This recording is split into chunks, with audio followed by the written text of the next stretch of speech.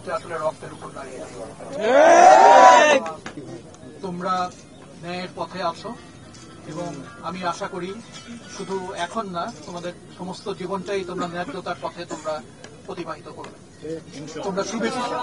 তোমরা সুবিচারের পক্ষে আছো, ন্যায্যতার পক্ষে আছো, ন্যায়ের পক্ষে আছো। আমি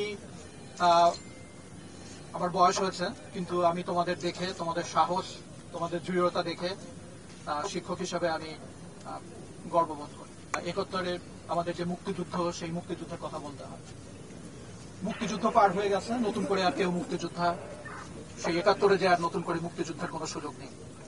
কিন্তু একটা কথা খুব পরিষ্কার করে মনে রাখতে হবে, যারাই ন্যায়ের পক্ষে, ন্যায্যতার পক্ষে, অধিকারের পক্ষে, তারা সবাই আজকের দিনের মুক্তিযোদ্ধা। এক একজন এই প্রজন্মের, এই সময়কার মুক্তিযোদ্ধা।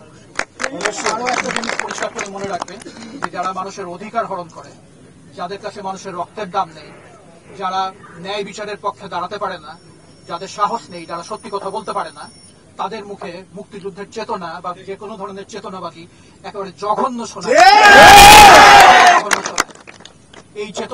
এই চেতনাবাজি বন্ধ হোক এবং প্রকৃত পক্ষে মুক্তিযুদ্ধ চেতনায় বিশ্বাসী যারা, তার মানে যাদের ভেতরে ন্যায়বোধ, ন্যায্যতা, সুবিচার এবং মানুষের মর্যাদার ধারণা আছে, আমি চাই আগামী দিনের রাষ্ট্র তাদের ইচ্ছা, তাদের নেতৃত্বেই পরিচালিত হোক।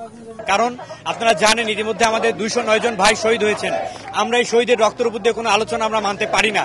আর আমরা ইতিমধ্যে বলছি যে এর আগে আমরা যে আন্দোলনগুলো দেখেছি, সেখানে পুলিশ যেভাবে গুলি চালিয়েছে, আমরা তার পুরোপুরি নিন্দা জানাই এবং সেই সাথে বলতে চাই সারা বাংলাদেশের শিক্ষার্থীরা এখন একজোট এবং আমরা 9 দফা দাবিতে নতুন করে আমরা আন্দোলন শুরু করব। বন্দুকের নলের মুখে একটি বিবৃতি দেওয়া হয়েছে, যে বিবৃতি সারা দেশের ছাত্র সমাজ আমরা প্রত্যাখ্যান করেছি, যার প্রেক্ষিতে আজকের এই আমাদের প্রতিবাদ সমাবেশ সারা দেশে আয়োজিত হচ্ছে। এই প্রেক্ষিতে আমরা রাজশাহী বিশ্ববিদ্যালয় বৈষম্য বিরোধী ছাত্র আন্দোলন, এখানে আমরা আজকের এই কর্মসূচি ঘোষণা করেছি।